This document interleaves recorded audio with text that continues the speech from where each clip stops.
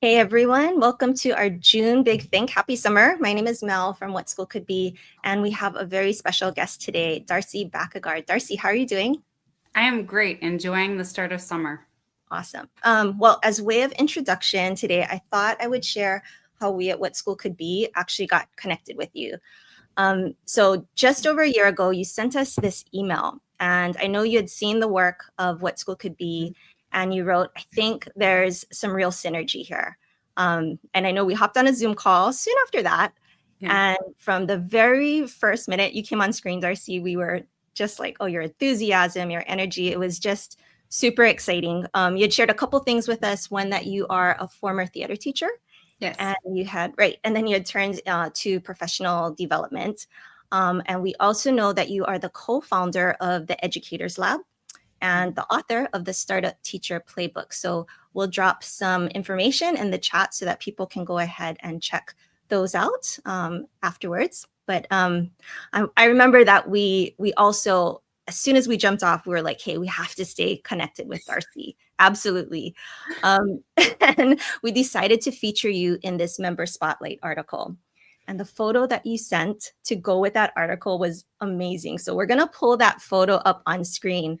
And it's just pure joy, right? You are a huge smile surrounded by your 4-year-old triplets. And to me, it just really radiates happiness and being very present in the moment. And honestly, no one is more fully themselves than 3 and 4-year-olds, right? So that photo really felt like a reminder of what it means to show up with your whole self, which I know is something that you talk about as being important in professional learning all the time. So just as sort of a warm up, not really the start to our conversation, but could you share a little bit about that photo, maybe what was happening in the moment, and then how your life experience, especially as a mom of young children, really informs the way that you do work with educators now? I'm going to go backwards for those questions. That photo and watching my children grow up was a great reminder of the pure joy that is inherent in learning. Right. And as a high school English and theater teacher, I was usually teaching juniors and seniors. As exciting as I try to make Macbeth and Chaucer be, there frequently was not that kind of authentic joy going on in my classroom. And as I started designing professional development for educators, there was a lot of that same lack of joy around professional learning. And watching my kids explore and learn new things, it really reminded me of how exciting learning should be, right? And when you're solving a problem, the authentic joy that comes from doing something that's hard, but something that matters to you. And in watching my kids, I have a great picture of them around that same age where I left them reading books in their room so peacefully and angelically. And I was like, oh, they're perfect. And I went to my kitchen and I sent 2 emails and I came back to the room and they were naked and had tipped over the rocking chair and were using it as their dock to jump into a pack and play. I mean, the fact that, and they had done all of this, just the 3 of them. They were 2.5, 3 years old.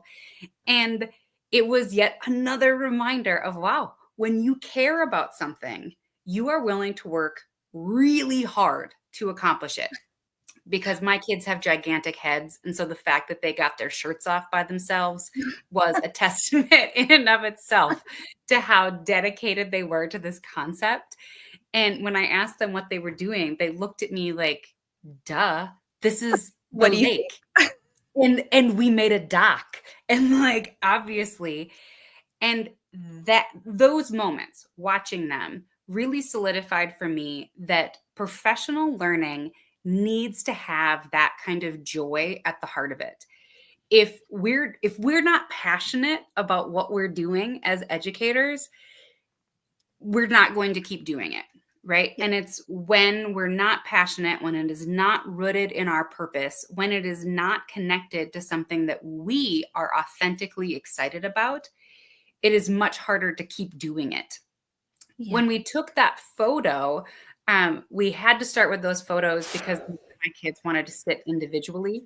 And so we started with that pile-on photo to get them warmed up and used to the photographer. But I Yeah. also show that photo when I do professional development because for me, joy needs to be at the heart of teaching and learning, whether it's me teaching a group of high schoolers or me working with a group of educators. Joy needs to be central to that because joy gives us the energy to continue to power through hard things. Yeah. And the joy of my children has helped me power through some mental health challenges and has really given me this new framework for trying to focus professional learning on purpose, implementation, and joy. Oh my gosh, I love that, Darcy. And I think right there, that answer just solidifies why we asked you to be here when we're talking about teacher professional growth. I mean, Yeah. that's just amazing. So maybe before we actually dive into this conversation, I want to share a little bit about the process that we went through in order to come up with today's Big Think.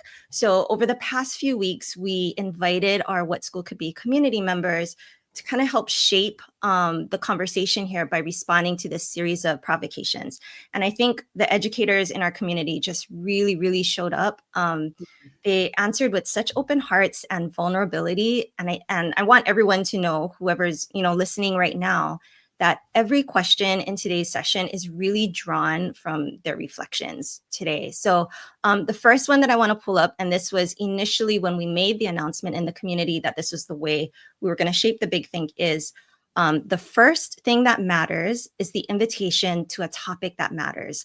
If that is placed on the table, I eagerly find the time to contribute. And so Darcy and I are sharing this today, not only to honor the process, but because it's an actual model about of how professional learning could and should look like.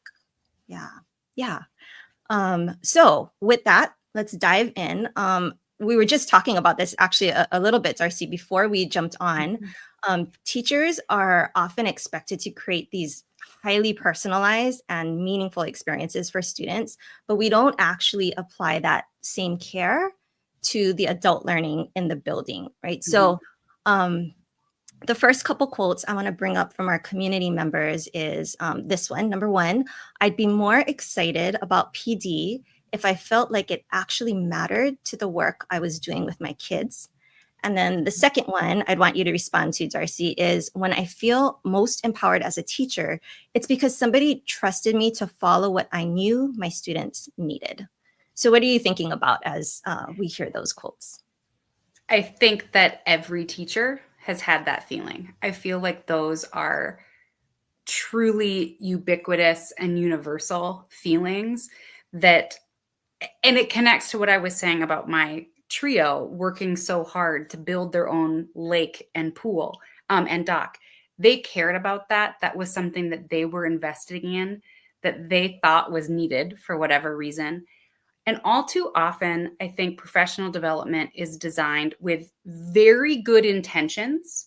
And I will say, like a little caveat here at the top, I do not envy the decisions and the balancing act that school administrators are trying to come to by having that everyone receives this professional development. And I will also acknowledge that because we as people don't always know what we don't know, right? That we don't always know when we do need new information.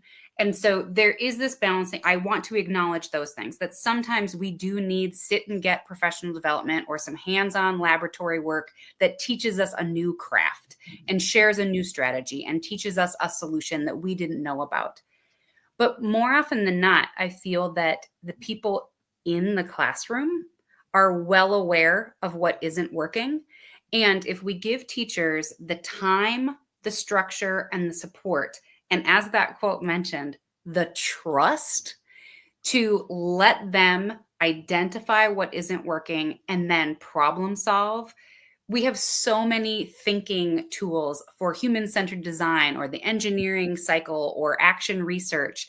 By supporting teachers to do their own inquiry around a challenge that they're facing in the classroom and design and test their own solution, we can really personalize professional development so that we get that authentic, I am excited about this. I am willing to show up for this because I know that I am literally improving something for the kids who are in my classroom right now. Because we all know that those one size fits all solutions. I, as a high school English teacher, could not teach the same subject to the same grade level first period and fifth period because the makeup of those two periods, even though they were all seniors, the skill level and the interest level, everything about those two periods were night and day. Even though I was teaching the same content, I had to teach it completely differently to those cohorts. So the idea that we would put a group of a couple hundred teachers together, new teachers, experienced teachers, gym teachers, English teachers, social studies teachers, the idea that we would put all of that diversity into one room and assume that they need the same thing just doesn't feel like an authentic fit, and feels like we're missing some really great opportunities to model for teachers best practices in teaching. Right.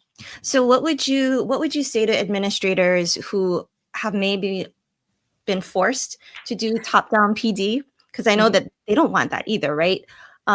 What are some small ways that they can center teacher voices in the event that there, are these whole school PDs? What are things that they can do there? Absolutely. One is, if you do have an all school PD, make sure that you carve out some amount of time for individual group feedback and reflection. So if you do something in the auditorium and you have everyone in there together, then schedule 45 minutes to an hour for grade levels to meet and debrief and talk about how they can implement that information at their level. All too often, professional development, and I'm a dork. So for me, most of that top-down PD still, I would be like, this is amazing. I learned something new. And I was the really annoying colleague who was like, I thought it was fine. But even PD that I thought was horrible, I still chose to find a couple nuggets that were valuable to my classroom. And I would focus on those nuggets. But then I would go back to my classroom with no time to reflect, to debrief. Right? It was just all this PD done at me, and then go back to my classroom. Yeah. So if you have that kind of situation, which is very common for all kinds of reasons, at minimum, schedule a 45-minute chunk of time to an hour where you have some amount of structure. You've intentionally grouped people in small groups where they can talk and debrief about the professional development, and think about what pieces of that can they implement in their classroom to improve teaching and learning. On the front end, one other quick thing, on the front end, the other thing I like to remind people to do before you ever go into the auditorium or the cafetorium or wherever you're meeting for this PD, encourage people to do a little self-reflection. What frustrations are on their mind? What are things that aren't going well in the classroom? And this then becomes a little bit of a choose your own adventure by preloading and asking people to just think about, what are your frustrations? What's not working? What is going on? And you can do this via an email. You can do it via a Google form where teachers actually have to fill it out. You can do it very informally where you just give the suggestion. But encourage teachers to think about those things. And then with that seed in their minds, they can listen to that sit and get top-down PD with that problem on their brain and be trying to form connections between what the speaker is saying and that problem that they're experiencing. Yeah. I love that you brought up the reflection piece, Darcy, because we know as educators that a whole chunk of that learning happens in the reflection more than in the lecture, even the hands-on. kids need that time to reflect and make sense of what they're learning and then center how they're going to use it in the next step. So I'm Exactly. super glad you brought that up. And then I'm also thinking about, one of the things we tell kids is, what does good learning look like? What does it sound like? What does it feel like? So what would that look, sound, and feel like for educators? Like, how do you know that's working? And I think that's really important for the people who are leading the PD, right? What are they looking for exactly? Well, I think you're looking for this is a hard question, but yes, I think you're looking for some of the same things that we're looking for in class, right? I mentioned action research and doing some sort of quick inquiry process as a form of PD. Teachers do this all day long, every day, right? When you ask a question, when I would ask a question to my class and the response was 27 blank stares and utter confusion, that was data telling me I need to redo something, right? So practice wait time, rephrase it slightly, give the quiet people time. But then that data is also telling me something didn't connect. And so as a PD provider, you have that live data with this caveat. I love teachers. I advocate for teachers all day, every day. We are also really horrible students.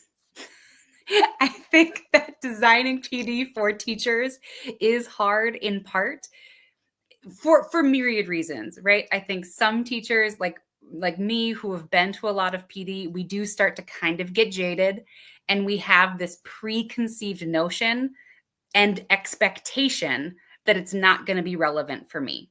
So we come to PD with a little bit of a chip on our shoulder or sometimes a big boulder on our shoulder, and we're not really primed to participate or to listen because of our past experiences.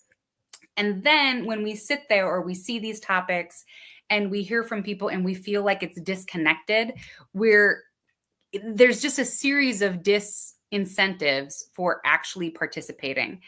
And then on top of that, because we are educators and we know what good education looks like, I think we can sniff out something that's not working really quickly. So I love teachers. I work with them, but I will say, teaching teachers and designing professional development is so much harder than designing lessons for my 17 and 18-year-olds. And I think one of the things too is that it's hard to take risks. I think teachers in general are really good at encouraging students to have a growth mindset, but we are pretty bad. I'll speak personally. I am bad at giving myself the benefit of a growth mindset, that I need to know what I'm doing. I need to be in charge. I need to be in control. I can't show any weaknesses. And certainly as a younger teacher, that is very much how I felt. So the vulnerability that is necessary to really experience great PD is hard to get to. And I'm fortunate or crazy enough to have because I have my theater background, I'm willing to take some risks that I think some PD providers maybe aren't. And I do that intentionally to try to force the discomfort immediately so that we can get past that. This is not typical PD. You are not going to sit here and listen. You are going to drive this PD. And what you decide you want to work on is truly what you are going to work on. I do not have a hidden agenda. I am not telling you one thing and then expecting something else, right? There are a lot of pieces that I'm lumping into one answer here for you. But I think those are just some of the reasons why doing professional development for teachers is a little bit harder, and why we then as PD designers have to be even more thoughtful of how do we get people to trust that this is truly about them? How do we immediately give people the sense that it's okay to be vulnerable? It's okay to show that you don't know, or to ask questions, or to share a frustration. Because if we can't do those things, we will never get to the beauty of solving problems and supporting each other to innovate and to try new things in education. So that makes me think you had emailed me last night. So this wasn't originally, I think, part of my plan for today, but there was a whole bunch of different quotes that you got from teachers you had worked with just very Mhm. recently, right? And what was that one quote? Oh, okay. They said, "Thank you so much for your time and energy. I appreciate you making us uncomfortable." And I just thought that is so important Mhm. for us as educators to really feel, because your kids are walking into the classroom every day with a little bit of discomfort because they're always learning something new, and Mhm. maybe to even enjoy that feeling of discomfort because you know that it's something that, like, you're learning, you're growing, and that's a Right. sign of that. And for several of the educators, we were wrestling with ambiguity, right? And Mhm. we were trying to set up this idea that if you want students to do project-based, personalized learning, it could get messy. And Mhm. you, as the teacher, may not have total control over every single minute of every single lesson. And for a lot of teachers, including veteran teachers, that idea that they don't have all of the answers, that they don't know exactly what is coming next, is intimidating. It's hard to give up control of your classroom or to feel like you're giving up control of your classroom. So, for that professional development, I felt it was very important for them to see that it's okay, that it's going to get messy, things could go wrong, but it's also okay. And so I made them do a very ambiguous activity.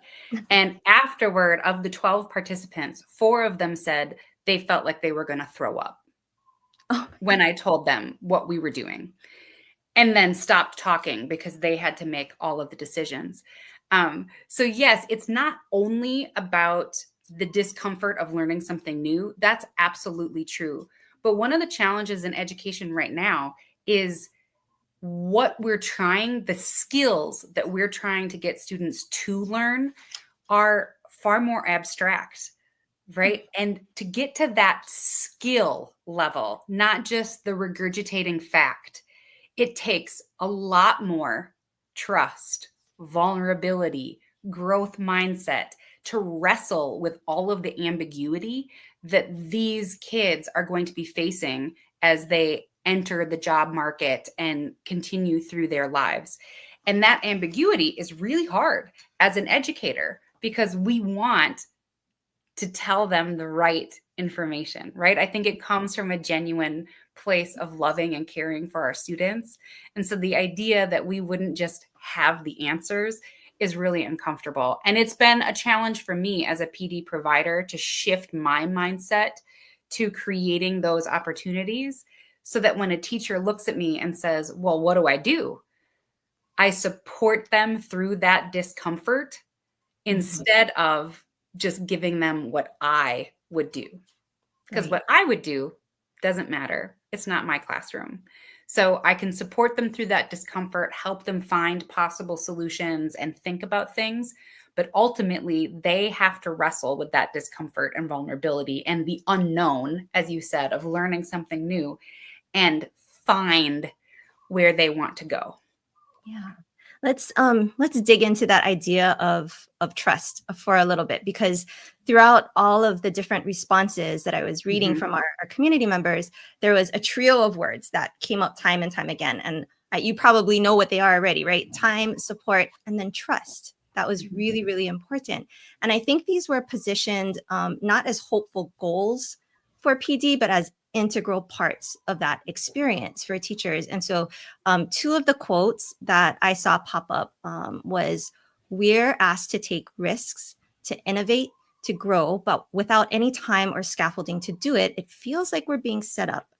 And then the second one was, "Trust isn't a checkbox. It's built when I feel safe being honest about what's working and what isn't." So if you are a school leader who wants to give teachers one full day of trust based, purpose driven learning, what do you suggest that they not just include, but what do they leave out as well? Well, I think first you have to you have to embrace backwards planning the same way an educator would. If teachers have, for the last decade, for their entire careers, had professional development that is very regimented and structured, all of a sudden, out of the blue, giving them a full day and say, personalize your PD. My expectation would be that that will be a massive fail, right? Because people will not know what the expectations are. They will not believe that that is true, right? Because there isn't trust. Trust has not been established. So, as you said, it is not enough to just say, here's some time, here's a whole day, go do PD. That to me feels like a recipe for a lot of frustration and a lot of disengagement. So you have to lay the groundwork leading up to that day, right? Yeah. And you have to also recognize that in general, and we as teachers have to recognize this too, 8 hours to just sit and work isn't productive for most humans, right? And so I would say probably don't give that much time. And you have to, if that is your goal in March at a PD day, is to really have individualized, personalized learning where teachers are really identifying a challenge and then designing something that they can test for that last sprint through the end of the school year. You have to lay the groundwork for that at the start of the school year, right? And you can be very intentional with a few things. You can be very intentional with their individual growth goals for the year. Whether you're using the Danielson model or Marzano's, there are ways to tweak those growth goals so that they are teacher and student focused in terms of and that they are action oriented of what problem do you want to be solving. You can also structure your any staff meetings you have. This is one general recommendation I have. Why are you talking through a slide deck in a staff meeting, right? Just send it to me and I'll read it, because I don't want to spend that rare time as a theater teacher. I don't want to spend the rare 1 hour a month that I get to see my colleagues just sitting and listening to information that could have been emailed to me. So start laying the groundwork of trust by using even those informal times and that hour for staff meetings to focus on growth and better student learning and creating a better school culture. So all of those little things will add up over the course of the year so that then you can design something truly effective. For a first go around, I would start maybe with an ed camp style model. I love the ed camp model. Hadley Ferguson is like one of my favorite people on the planet for that. But start with that unconference model of brainstorming. What frustrations are on our minds right now? What isn't going well? What are we curious about? And creating some breakout sessions with your staff right there, right now. Then have 3 ed camp breakout sessions, followed by a short time together where you talk about, all right, you saw 3 different topics. You got to explore some things that were of interest to you.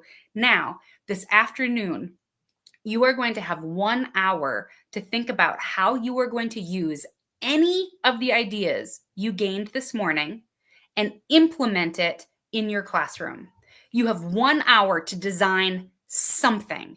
Some of you, it might be one worksheet that you design, one activity. Some of you might design an entire unit. Whatever you want it to be, you have 1 hour to design something. And then you do a speed dating, give one, get one. You do a learning walk, right? You have some sort of curated 30 minutes where the teachers are sharing what they came up with and spitballing off of each other to grow. And then they have the last hour and a half, 2 hours to go do what they need to do, whether it's making copies for tomorrow, or continuing on their professional development. Because that's the other thing. If you just say, here's a day, go do PD, well, personally and selfishly, a lot of my must do's are going to trump my want to's. And so even though I am a dork and want to learn, probably I'm going to go, I have a whole day. Oh my gosh, I can finally get those essays read. Right. And so having some structure is still necessary, even if you are designing a trust-based, personalized learning experience. That was such a long answer, Mel. No, that was great. I think it was very specific and easy steps. And the point about it being like, this is a marathon, not a sprint, right? So you need to take advantage of all of those smaller points in time too, like your faculty meeting times. If it could be an email, let it be an email. Don't let it be a meeting, right? And I'm also hearing that once you do something like that, where teachers have the time to plan and then do that speed dating kind of share out, you've already kind of planned your next time that you have for professional learning, because now teachers have a chance to share out and then receive feedback on it. So right, because now, exactly, now your next time, all right, how did it go? Now you are again mining data of now your teachers have had an opportunity to test the solutions, to test their ideas, and now they get to celebrate their wins, celebrate their failures, celebrate the things that did not work, because now they know and now they can iterate moving forward. But if we want innovation in education, and we say we do, we have to create an environment where teachers feel comfortable taking risks, sharing what they have done, and learning forward together. I shared a link to an article that I wrote called Simple Ways Administrators Can Support Teachers. And trust, time, and support are 3 of the main ways that you can do it. And I have a few more additional examples in that article link, if you can share that with the whole group. Terrific. Thanks, Darcy. That link is in the chat, and we'll make sure that it also goes in our recording as well. We are at 8:34 Hawaii time, so we're at the bottom of the hour, so we'll take a little quick break. And I want to hold on to that idea of data, because there was an interesting comment in the chat about that. So we'll dig into that right after this teeny commercial break here. So some of the things that What School Could Be has coming up for all of you, our community, is Tuesday, June 17th. We're hosting an event highlighting the Community Share Educator Fellows. They'll be reflecting on a year of designing powerful community engaged learning projects and how they built those lasting partnerships with their community organizations. So you can register to attend for free at whatschoolcouldbe.org/events. We also have a brand new What School Could Be podcast episode that just dropped this past Sunday. Josh Rapoon, our host, had a conversation with the superintendent of Winchester Public Schools in Virginia, Dr. Jason Van Hucklem, and you can listen to that episode anywhere that you get your podcasts. And as always, there is an open invitation for all of you to join our free online community of educators. And this is the same amazing group of people that have collectively shaped our conversation today. You'll be able to to connect, to exchange ideas, and to discover some really powerful stories that inspire change for everyone. So sign up for free at community.whatschoolcouldbe.org. Awesome. Okay, so data. I don't want to lose that idea really, really quickly. There was a comment in the chat from Joe Pounds, and he says, I like thinking about joy. I've always thought of it as data too. So in responding to that, all of us love that idea. How do we capture that joy and then translate it for people who maybe aren't experiencing it firsthand? So our legislators, the people outside of the school system that have a vested interest in what's going on. Do you have any thoughts on that, Darcy? That's a great question. My first example, there's a school district here in North Dakota, Jamestown Public Schools, and they have and I know other schools are doing this. It's just one I'm aware of right here in North Dakota. They have a really active social media page. And I think that one of the fundamental things in education is we, as the educators, do need to reclaim the narrative about what teaching and learning is and what schools look like. Um, so you were sharing some of those examples of teachers I worked with. I started something I'm calling the Teacher Empowerment Incubator, where teachers are going to be working with their students to solve community problems. This is not a crazy new idea, but I found a funder who was willing to also help give these teachers money to actually implement their and their students' ideas. And one of the things that I am very excited about is the concrete examples of the true impact and importance of educators in their communities. And unfortunately, I do think right now we're in a cycle of great negativity around education. And so anything that a school district can use to help share out the joy that is happening, because it is there. It is there. I know I'm talking about like, we need more joy. We need more joy. Part of what I do when I work with educators is we pause to celebrate the joy that already exists, right? We take time. We take 15 minutes to just brainstorm the joys that already exist in our classrooms, in our schools, in our communities, in our students, in our connections with each other. And then we talk about them and share them out because joy is already there, but it is getting drowned out by a lot of other negativity. And I think that big world perspective is also frequently what happens in our brains. It certainly is what happens in my brain. There can be a lot of joy going on, but if I choose to focus on the couple of things that went wrong, my brain will spiral into negativity and frustration, and I will get very down on myself. It just spirals. But by focusing on joy, by cultivating gratitude in our lives and modeling that for our students, one, there is scientific proof that that is some of the best stress relief, burnout prevention, and mental health buoying resources that we can access is practicing gratitude. And when we keep joy central to what we're doing, we can be excited about it. Joy is not happiness. It's not all giggling and laughing, right? Joy can be very serious and focused, but it's authentic and it's connected to something that matters to the individual. It can also be happy and laughy and jokey, but we need to take time and have systems in place through our professional development where we are sharing and celebrating the joys and the wins that already exist in our school, and then having a pathway to share those joys out with our greater community. And so whether you empower your kindergartners to create a school newsletter that they film and report out on the joys going on. Because I'm sorry, as a mom to 5-year-old triplets, who wouldn't want to watch a group of 5-year-olds roaming around the building, interviewing people, finding the joy, being joy hunters in their community? Whether you have a system in place like that, where it's part of a class, or you're fortunate enough to have someone on staff who can do that, share those joys, because that data, as Joe said, is super valuable. And the more of the joy data that you get out there, it will help change the culture.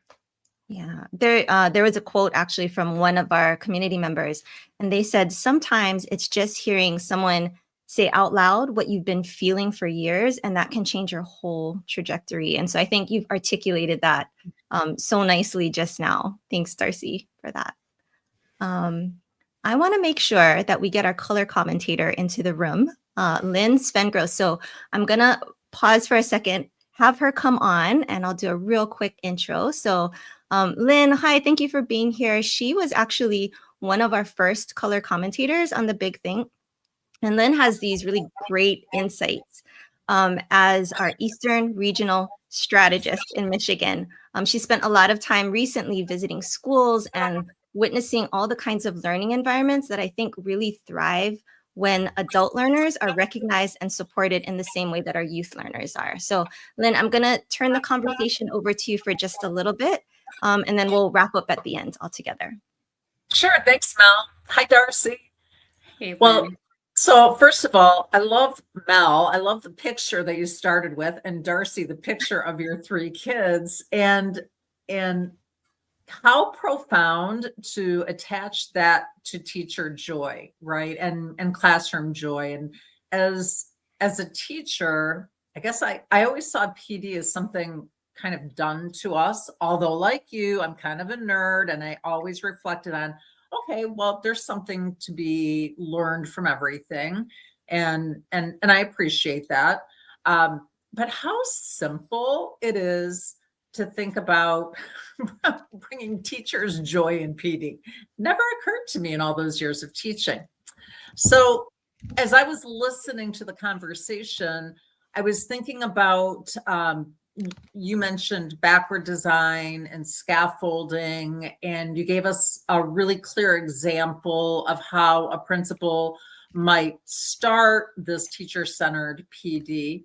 What would it look like the whole year scaffolded of PD? I actually have a few questions, but what does that look like? How would a principal scaffold a whole year? That's a great question, and I think a really admirable goal. And so, one, I think it's being honest that you want to try something new. And at least I have been really fortunate to have administrators who were comfortable being that vulnerable and saying, we're going to build this as we go. And I realize that that can feel risky. Like you need to have presenters booked, feeling like you have to have all of that stuff organized. It's similar to being the teacher in the classroom and feeling like, well, I need to know what I'm doing every day. So getting over that and sharing with your staff that we're going to try a choose your own adventure pathway. I would honestly start the year bravely by data mining what are some frustrations. The more you can identify where are areas for growth, and maybe you phrase it that way, where are our areas for growth? The way I always phrase the question is, what is limiting your joy as an educator? What is limiting students' joy as learners? And you gather that data about what are the things that are going on so that you can then try to have a couple topical focused things. And now you can start designing some options, right? Because your staff are going to be at different places. You're going to have some people who are ready to just run. And there will be a couple people, maybe like you, Lynn, who if you said, Lynn, what are you interested in? And you just told me, and I go, great. By the end of the year, tell me what you learned. And you would just be off and running, right? But for other people, providing a couple concrete opportunities. So maybe forming up a couple of book clubs, setting up the option for a staff PD day that is focused on sharing out successes, doing that ed camp model. I have a process that I walk teachers through that I call the Joy Lab, where we really think about like structurally, how do we create joy and how do we build learning experiences that are cultivating joy and are helping us amplify our joy so we can power through and design solutions to those difficult challenges in education, because teaching is hard, right? And having said that, I think it's also important for administrators to know not everyone is going to reach the same end point in the course of the year, right? You create those conditions. And I hate to say it, but yes, some teachers probably won't accomplish much for a variety of reasons, right? Because life. I can tell you right now, when my kids were 2.5 years old climbing on me, my capacity for personal growth was very minimal. There was not a lot extra that I could give to anyone. And so we have seasons in our life where we're not going to dig deep and have profound personal and professional changes. And that needs to be safe and okay. But you're also going to have some people who run and who redesign entire courses and rethink and build community partnerships and do all kinds of things. So as an administrator, you set those conditions for success and you model that and you keep asking those questions, those hard questions. I also just wrote an article for Edutopia about the importance of conducting entrance and exit interviews in education, something I feel like we don't do. And that could be another whole data set for future professional development. So you have to be willing to truly listen to what people want. And then the other side of that, as an administrator, you have to know what you're comfortable with letting people do. Because if all you're going to end up doing is coming back and saying no to people's ideas, you're not ready for this kind of professional development. Because as soon as a couple people are told no, any amount of trust will be immediately killed. And then trying to get that momentum back will be very difficult. So it's vulnerable as a leader, but there are people who exist to help support those kinds of changes. And it's not rocket science.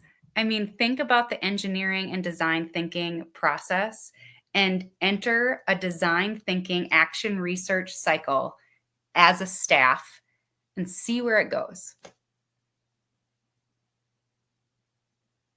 Thanks, Darcy. So I'm also curious, over your years of working with this, what is the most exciting, what Mel used the word breaking barriers as one of her themes. What is one of the barriers that you've seen broken as a result of this type of PD? So many.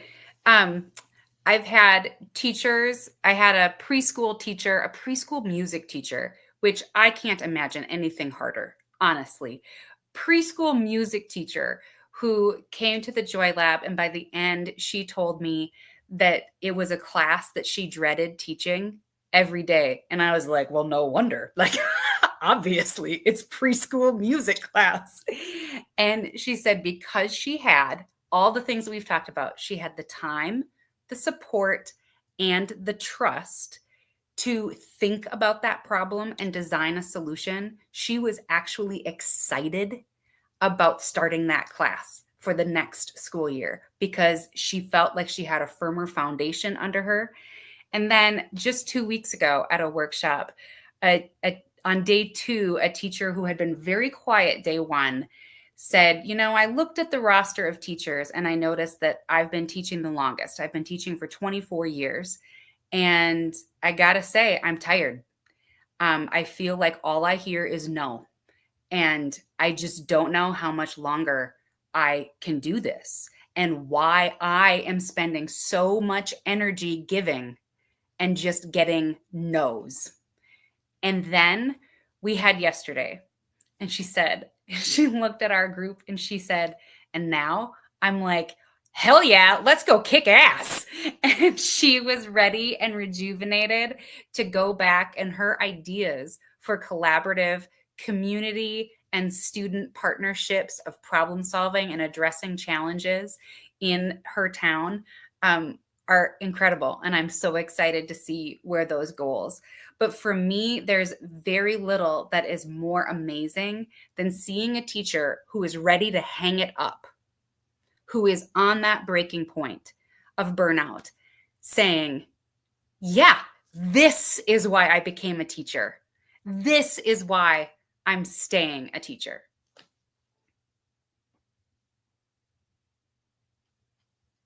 Very exciting. Thank you.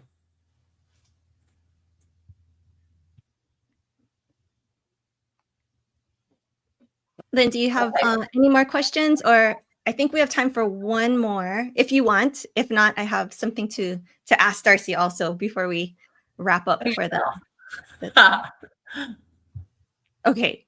So Lynn had mentioned that we had sort of themes that we organized the responses around. And I don't actually have a question around this, but I loved the idea that came out of this, and it was joy as purpose and fuel for the future. So not just the data that we talked about, but how are we going to use that to drive us forward? And so the quote from our educator in the community was, "When professional learning makes me remember why I became a teacher in the first place, that's when I lean in."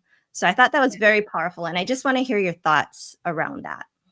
I agree with that wholeheartedly. When I've talked about these joy labs and how do we manufacture joy, the first step, the first thing I ask teachers to do is write down their purpose. Why did you become a teacher? Because so often the things that are draining us, it's because they're taking us away from our purpose. And even though I feel a little cheesy when I say these things, but this focus on purpose is also rooted in science. There has been a vast amount of research done that people with a strong sense of purpose live longer, have delayed onset of Alzheimer's, have better health outcomes in general. And so that idea of a purpose is really central, not just for our mental well-being of finding the joy, but also our physical well-being. It does change how we exist in the world.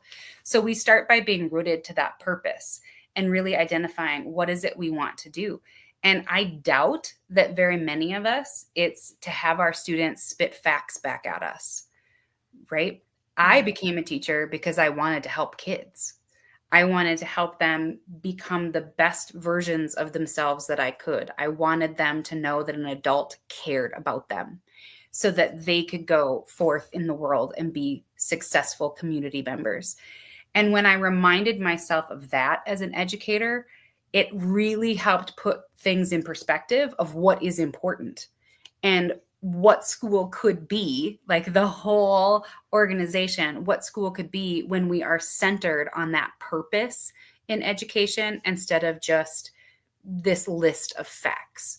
And then joy naturally springs out of that when you're in line with your purpose and you're doing something like my kids taking all their clothes off in order to build a lake and build a dock and move all of this big furniture with their tiny, tiny bodies. It was driven by authentic curiosity and this purpose that was in them. And we are willing to work really hard when we care about what we're doing and when it is aligned with our purpose. Yeah, I love that. And gosh, we are almost at the top of the hour, Darcy. I can't believe, I know we didn't get to half of the things that we wanted to talk about in this conversation. And so for people who are listening, I want to remind them that you also have a book called The Startup Teacher Playbook that will maybe address some of the things that we didn't get a chance to talk about. So you can scan the QR code on your screen. We also dropped the link earlier in the chat. And then you can find out more about Darcy and all of the great work that she's doing there.